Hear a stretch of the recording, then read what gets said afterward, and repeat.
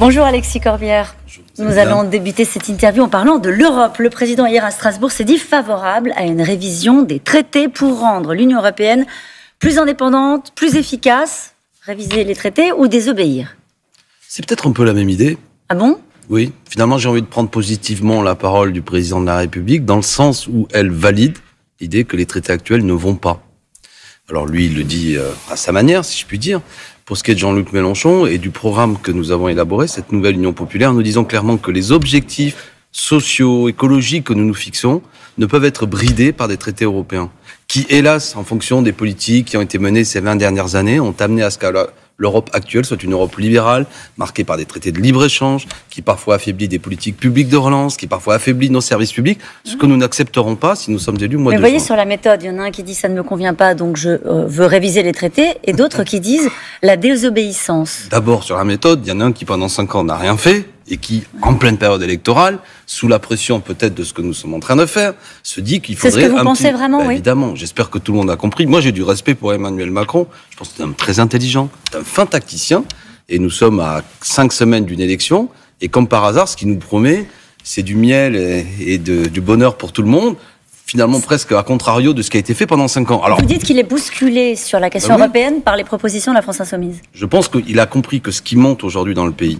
au-delà même de la nouvelle Union populaire, les Français, les Françaises pensent que ce qui était le bel idéal européen s'est transformé dans quelque chose qui pose problème. D'ailleurs, la seule fois où on a donné la parole aux Français, ou la dernière fois du moins, depuis on leur donne plus la parole, ils ont dit non au traité constitutionnel européen. Et quelque part, moi, Jean-Luc Mélenchon, etc., nous sommes les enfants de ce non.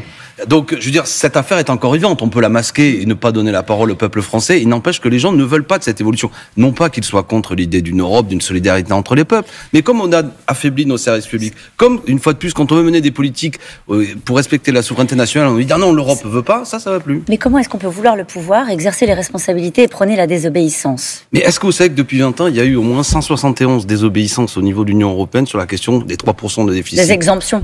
Oui, c'est-à-dire que notamment l'Allemagne, plusieurs fois, elle-même a désobéi. L'Allemagne a obtenu, je crois encore récemment, je regardais ça, 200 millions d'euros d'aide pour son frais ferroviaire, contrairement aux règles européennes. Ça, c'est de la désobéissance. Oui, c'est-à-dire que ça ne respecte pas les règles. À l'occasion même du traité, de la récente crise du Covid, nombre de mesures ont été prises au niveau européen qui ne respectent pas les traités. Il y a eu des politiques publiques d'investissement dans des secteurs tels que ça n'était pas prévu. Ce que je veux dire, c'est que il y a toute une série de désobéissances. Mais revenons aux fondamentaux. Le problème, c'est pas désobéir pour désobéir. Nous ne sommes pas des enfants insolents.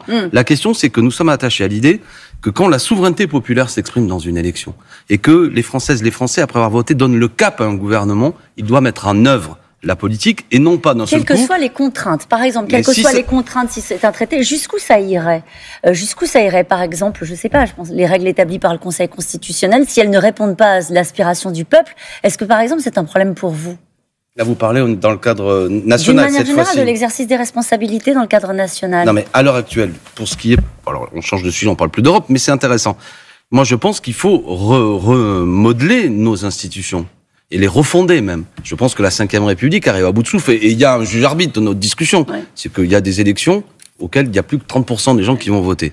Donc, soit les gens sont des imbéciles, soit ils considèrent que ces institutions ne sont plus vraiment démocratiques parce qu'on vote, et souvent, ceux pour qui on a voté ne font pas ce qui est prévu. Donc ça va plus. Et je veux dire, c'est la tentation autoritaire qui monte dans le pays, ce que je ne veux pas, moi. Moi, je suis profondément attaché. Alors, nous, si on était élus, nous proposerions de passer en 6e République, etc., etc. Et dans ce cas-là, on verrait quels seraient les différents organes, à la fois de contrôle du respect des institutions, mais que rien ne puisse empêcher aussi que, quand on a voté, sinon ça sert à quoi d'aller voter? Quand on a voté, et qu'on dit, voilà, je souhaite que ce soit un tel ou un tel qui mène une telle politique sur la base de tel programme qui a été présenté, il doit pouvoir le mener. Ce qui rend fou, et pardon, peut-être l'expression, elle n'est pas adaptée, mais ce qui désoriente d'un point de vue démocratique, c'est que trop souvent l'argument est, l'Europe ne veut pas, donc on fait plus rien. Et là, les gens se disent, mais à quoi bon me déplacer? Donc, changeons les règles. Donc, nous, on dit clairement que s'il faut désobéir, nous désobéirons. Quand c'est utile, on peut le formuler différemment. On peut considérer qu'on est sur telle ou telle chose, momentanément, on suspend, etc. Mais c'est cette idée du rapport de force. Tout le monde a compris qu'il faut des rapports de force pour changer les choses. Oui, mais parfois ça inquiète. Vous voyez, quand vous parlez des institutions, du Conseil constitutionnel, quand vous parlez des traités européens, on se dit, bon, bah, au fond... Vous voulez que je vous dise, Caroline Roux? Je pense que ce qui inquiète, c'est ceux qui ne veulent créer aucun rapport de force. Mais j'en y crois plus. Ceux qui pensent que, en gros, ça va continuer la vieille popote sur nos petits feux et on va faire croire que c'est que par des sourires que on va, parce qu'il y a des intérêts contradictoires qui s'expriment au niveau européen, au niveau mondial, et qu'il faut par moment, parce que la France est un grand pays qui peut défendre un projet, dire nous, on va aller marcher devant et on va dire on va faire comme ci et non plus comme ça. Et ça, c'est bien. C'est la politique. Sinon, tout le reste n'est qu'une histoire de poste et de place. Parlons de popote, comme vous dites. Je ne comprends pas que la France Insoumise puisse présenter quelqu'un qui a été condamné pour injure raciale. À votre place, hier, il y avait Fabien Roussel. Il parlait de Tahabouaf, ça vénitieux. Il dit ce matin sur son compte Twitter qu'il a l'intention de renoncer face à des attaques sans précédent. Il ne sera plus le candidat de l'Union populaire. Là, vous parlez après de Tahabouaf. Oui. Non, parce que la phrase était, il dit après, vous aviez commencé par dire Fabien Roussel. Mais qu'importe.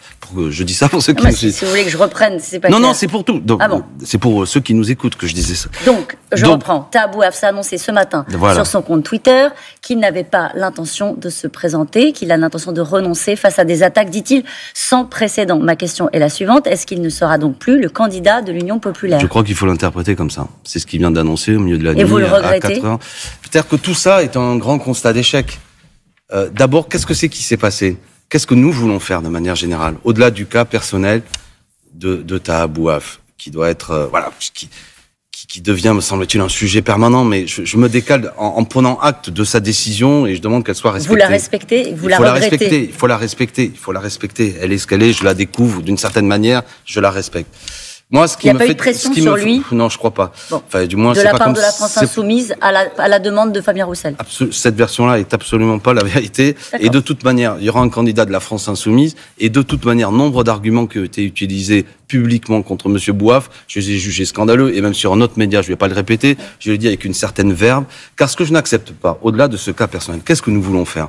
Que l'Assemblée nationale, qu'on appelle parfois la maison du peuple, soit le lieu où se rassemblent des femmes et des hommes qui sont aussi à l'image de toute la richesse de notre peuple. Par exemple, nous défendons la candidature de Madame Rachel Keke, qui est une femme de ménage, qui a mené une lutte, notamment à l'hôtel des Batignolles, pour ces femmes de ménage malmenées, mal payées, maltraitées, et qui pendant 22 mois ont été mobilisées. Si Madame Keke est rentrée à l'Assemblée nationale, une femme de ménage à l'Assemblée nationale, qui fait entendre les voix de ces gens, comme le dit le président de la République, ces gens de peu, de ceux qui sont rien. Mais moi, c'est ce combat que je mène.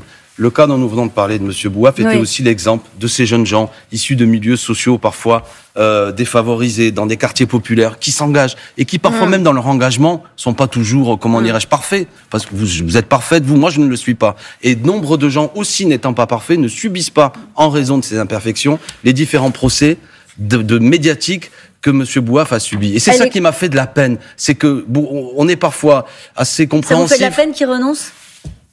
Que tout ça ait échoué, oui, quelque part, ouais. Enfin, le concernant, ça ne me fait pas plaisir. Elle est compliquée à mettre en œuvre cette union sur le terrain concrètement. On revient juste un mot sur la politique. J'ai bien compris. Non, mais attendez, je voudrais répondre une chose, notamment puisqu'il y avait Fabien Roussel hier. Moi, je serai dans les 5 semaines qui viennent unitaire pour 2, pour 10, pour 20, pour 577.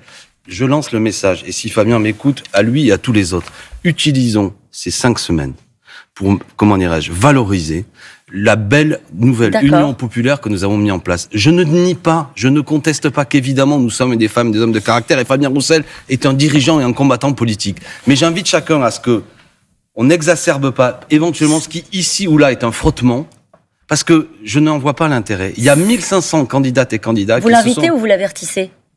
Moi, j'ai pas de pouvoir sur lui. C'est un dirigeant politique, candidat à l'élection présidentielle, et le Parti communiste français est un grand parti. Est-ce qu'il ne faudrait pas commencer par retirer le candidat LFI dissident face à lui dans sa circonscription pour que les choses se passent bien ? Il n'y a pas de candidat LFI dissident. Il n'y a aucun candidat LFI dissident. Strictement aucun. Oui, madame. Je ne sais pas d'où vient d'ailleurs. Non, aucun. Ça n'existe pas. Et justement, je lance l'appel, et Jean-Luc Mélenchon l'a dit, à ce qu'il n'y ait pas ce type de choses qui remettent en cause l'accord. J'insiste. Je suis unitaire. Et faisons-le. Parce que qu'est-ce que c'est qui est important ? C'est qu'on puisse mettre en place le SMIC à 1400 €, qu'on puisse mettre en place la retraite à 60 ans, qu'on puisse mettre en place des politiques écologiques, que l'on gagne. Et aujourd'hui, il y a 1500 candidats, je voudrais le dire, et les remercier, qui se sont retirés, et ça se passe bien. Alors, il y a peut-être 5 ou 6 cas où ça se passe pas bien, mais je ne vois pas l'intérêt, si ce n'est aider Emmanuel Macron, si ce n'est à aider l'extrême droite, à dire qu'actuellement, il y aurait des problèmes, alors que fondamentalement, nous avons fait quelque chose qui est inédit, je le dis, le 10 mai, à l'occasion du 40e anniversaire d'une grande victoire, où on renoue avec cette volonté de changer la vie vraiment, comme on disait à l'époque, la retraite à 60 ans, tiens, elle est encore là, l'augmentation des salaires, tiens, nous aussi, on veut augmenter le SMIC, les 35 heures vraiment respectées, etc., etc. Merci beaucoup. On termine là-dessus. Nous, au mois de là-dessus. juin, on peut changer la vie. Ne ratons pas cette occasion.